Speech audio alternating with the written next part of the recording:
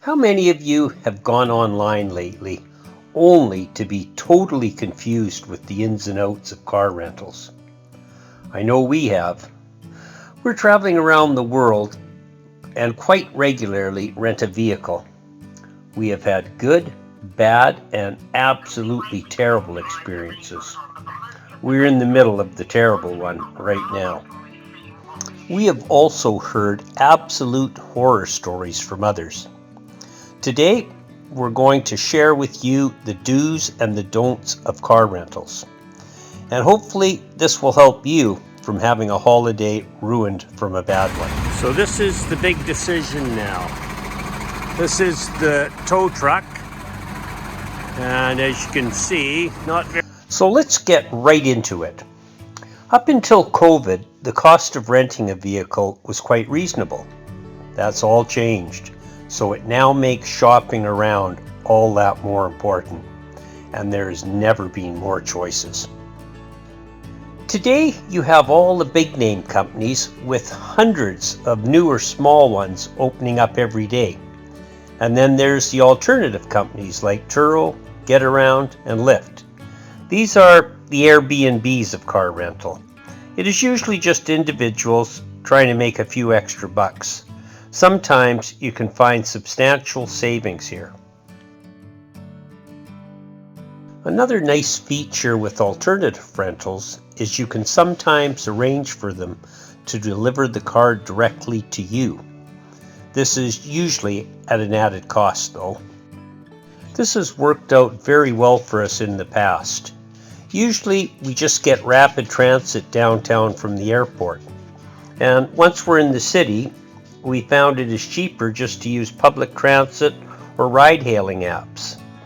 That way we avoid the stress and confusion of driving in strange cities, as well as finding parking with all its exorbitant costs.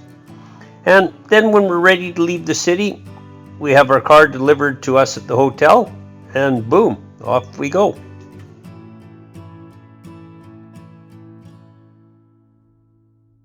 Something else you should be aware of is that most car rentals cost more originating from an airport. They have all the airport fees tacked on. Some companies will charge up to $10 a day, which can add up very quickly for longer rentals. So, shop around, and it's not only cost you should worry about. What type of car, the year, approximate mileage, mileage allowed, return policy, etc., etc., etc. Bottom line, make sure you know exactly what you are getting. And yes, we know you don't all have the time to be doing all this research. So, if that's the case, give autoslash.com a try. In the past, when we have been too busy, we have used them. They are a great search engine and sometimes offer prices that we could not find anywhere else. They're also very user-friendly. So, now that you have found the right car at the right price, how do you keep it that way? Avoid the add-ons. The agents that you speak with at the pickup centers are usually making commissions from the add-ons. It sometimes makes them very pushy. Be aware of it and don't give in to the pressure. The number one add-on is insurance. Be aware that third-party liability is already covered in most cases in the actual car rental. That's not the case with your collision damage waiver though. We always pay the car rental with our Scotiabank Visa Passport card. This entitles us to the insurance that they offer. We have done the research on our card and recommend you do the same on yours. Not all credit cards cover the same things. And always know their rules and limitations. Yes, read the fine print. What if your credit card doesn't offer car rental insurance? Well, try a third-party company. Insurance sold by the car rental company is very expensive and often inferior to the third-party insurance that you can buy online. Insurance is not the only add-on.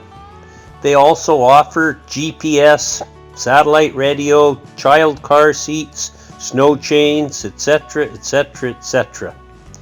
And just like the insurance, they are all way overpriced.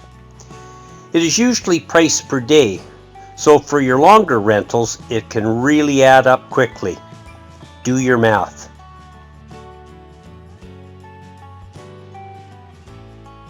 We have heard some absolutely horrific stories about being charged for damage to cars you did not do.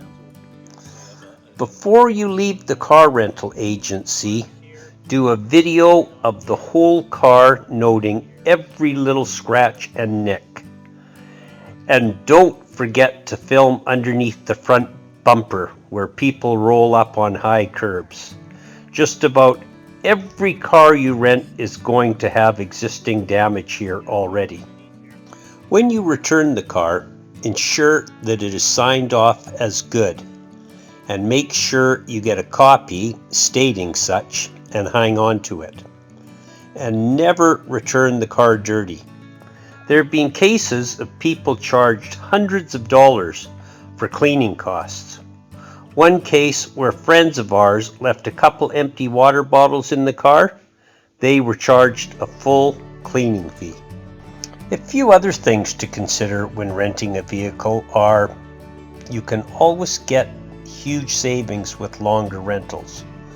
But ask yourself first, how much are you really going to be using that vehicle?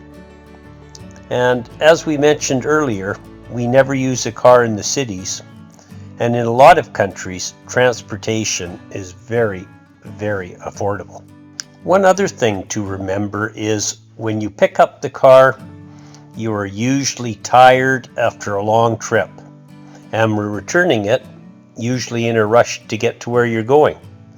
So try to have as much as possible worked out prior and in writing.